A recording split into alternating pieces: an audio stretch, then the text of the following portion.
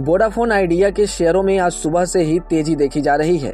यह बढ़त किसी अफवाह या सामान्य मांग की वजह से नहीं आई, बल्कि कंपनी के प्रमोटर कुमार मंगलम बिरला की हिस्सेदारी बढ़ाने की खबर से यह तेजी देखी जा रही है। जैसे ही यह खबर सामने आई, निवेशकों को सीधे खरीदों का सिग्नल दे दिया।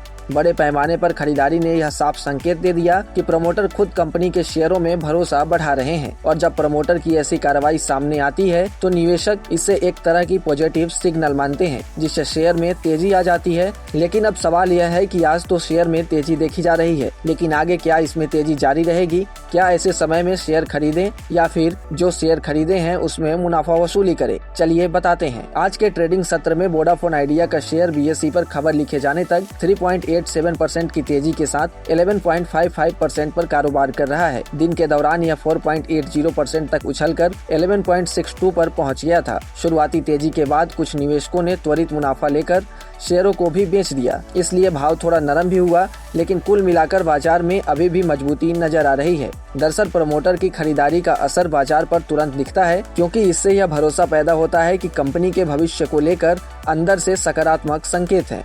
अब सवाल उठता है कि बिरला ने किस भाव पर शेयर खरीदे। तो इस बार उन्होंने 30 जनवरी से 1 फरवरी के बीच कुल मिलाकर 4.09 करोड़ शेयर खरीदे।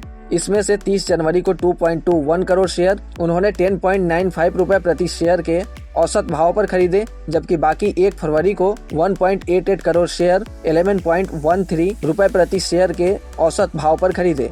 यह खरीदारी कुल मिलाकर कंपनी की लगभग 0.03% हिस्सेदारी के बराबर है। ध्यान देने वाली बात यह है कि दिसंबर 2025 तक बिरला की हिस्सेदारी करीब 0.02% थी, यानी उनके पास पहले से 1.94 करोड़ शेयर थे।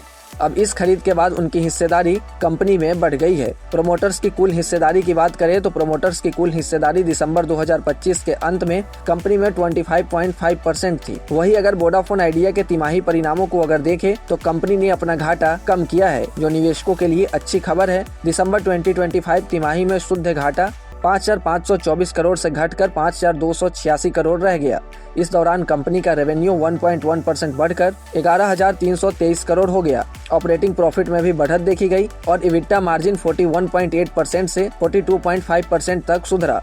साथ ही ग्राहकों के बेहतर प्लान्स में अपग्रेड होने से आरपू बढ़कर 173 से 186 हो गया, जो कंपनी की आमदनी बढ़ने की दिशा में सकारात्मक संकेत हैं। अगर पिछले 1 साल की कहानी देखें तो वोडा आइडिया के शेयरों ने निवेशकों को बड़ा रिटर्न दिया है। 14 अगस्त 2025 को शेयर का रिकॉर्ड लो 6.12 रुपए प्रति शेयर था, लेकिन उसके बाद तेजी ने रफ्तार पकड़ी और 4 महीने में शेयर 109% से ज्यादा उछलकर 31 दिसंबर 2025 को 12.80 के रिकॉर्ड स्तर पर पहुंच गया। ऐसे में प्रमोटर की खरीदारी और बेहतर तिमाही नतीजे मिलकर यह संकेत देते हैं कि वोडाफोन आइडिया की राह अब धीरे धीरे सकारात्मक दिशा में जा रही है। लेकिन एक बात हमेशा याद रखें, किसी भी निवेश से पहले अपने एक्सपर्ट की सलाह जरूर लें। बिना सलाह निवेश नुकसानदायक हो सकता है। और ऐसे ही तमाम अपडेट्स और शेयर मार्केट से जुड़ी तमाम जानकारी के लिए आप बने रहें गुड रिटर्न्स डिजिटल के साथ।